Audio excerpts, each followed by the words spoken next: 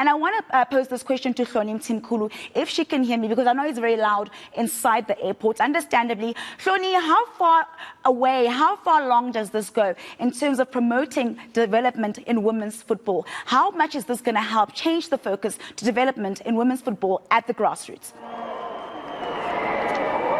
Yeah, so I think the one thing is that there's no turning back, or there shouldn't be turning back from SAFA and the sports department in terms of what happens around this. There's just so much excitement, there's so much talk about it, that if something doesn't come out of this, if something more doesn't come out of this, then, it will be, I think it will be a big issue. I mean, there's so many people that are here, there's so much interest in them. And I do have to say that leading up to, Nangi, I think the team is coming out from what I can hear. I'm not sure that you can hear me anymore, but just to say that the legacy is a big one. And can you still hear me?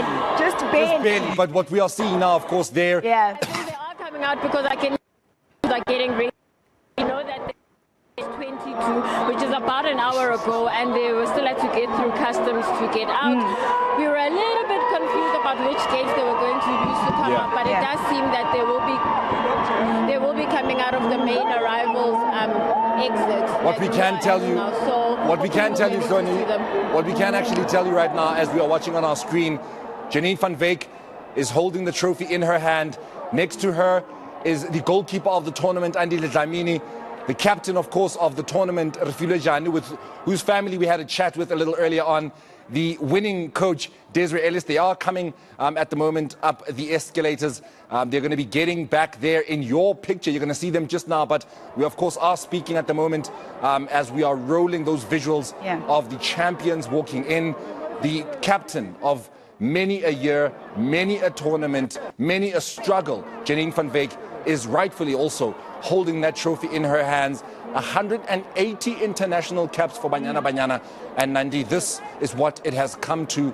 Janine van Wyk having that pleasure, deservedly so, of holding that Women's Africa Cup of Nations title in her hands. Those people that you see now in your picture are, of course, outside at the venue, of course, outside next to the stage there where that trophy is going to be displayed. That is where Janine van Wyk, Andile Dlamini, the goalkeeper of the tournament, Refilwe Jani, of course, the captain of the Women's Africa Cup of Nations for Banyana, as well as the coach, Desiree Ellis. That's where they're going to be, showing the South Africans the trophy that they've been waiting so many years, so many editions of the Women's Africa Cup of Nations. 6 Women's Africa Cup of Nations finals is how long it has taken. 6th time lucky. 6th time lucky. Now that's the trophy that they're going to be getting to see with their own eyes. Yeah, not only them, but the fans also. It's going to be a real treat getting to see that trophy. I mean, it's absolutely incredible that we have it on our shores right here in South Africa, Mzansi. Such a proud moment for us. And as you can see there, Morena, there's lots of performances taking place.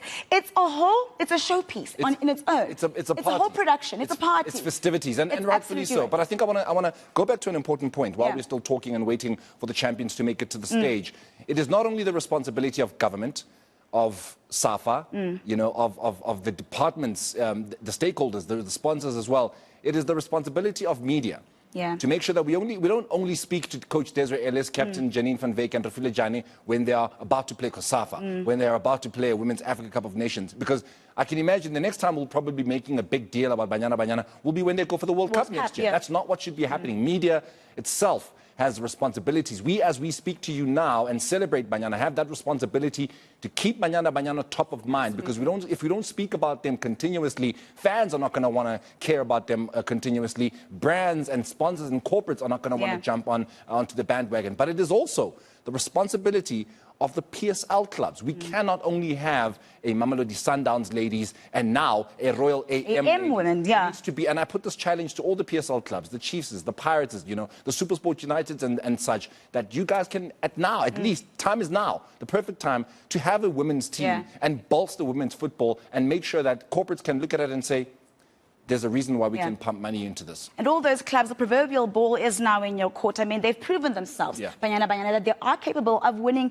such a huge tournament. I mean, it's Afcon. It is actually the Africa Cup of Nations. So the ball is in the club's court to try and come up with little structures where they can have women's teams. I am pretty convinced that they're not going to struggle to get players. There are plenty of young women who want to be Banyana Banyana stars one day. I mean, I was looking at that young lady that Tsepo Tabani was talking to, the one that says she was a ball girl actually in Morocco. She looks up to these players, and she probably wants to see herself playing for Banyana Banyana one day. So we can only hope that, as you say, this is an eye-opener for the PSL clubs to try and see how they can add to this joyous moment, how they can add to this legacy, how they can make sure that this isn't the only Afcon women that we win, that we're going to win another Afcon one day. I think that is a really important point that you are making. We can't just leave it here. No, we can't celebrate today, celebrate tomorrow when President Cyril Ramaphosa meets the team, and then forget about it. No, 100%. Yeah. Tony, we are going to come back to you because, of course, you are standing,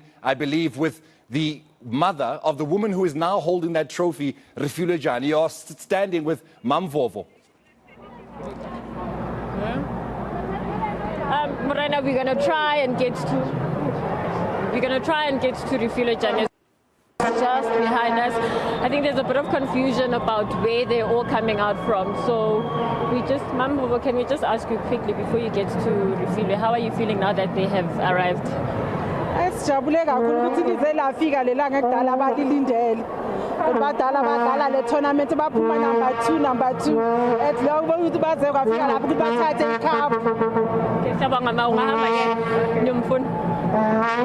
Yeah, so that was briefly Refilwe's mom, Morena, just looking for Refilwe because I believe the team is out now and they're headed towards the stage where Tsepo is, and there they will then have all the official celebrations. I know that fans have also started moving out from here, the international arrivals, and they are going towards the setup where everyone else is and where all the celebrations are happening.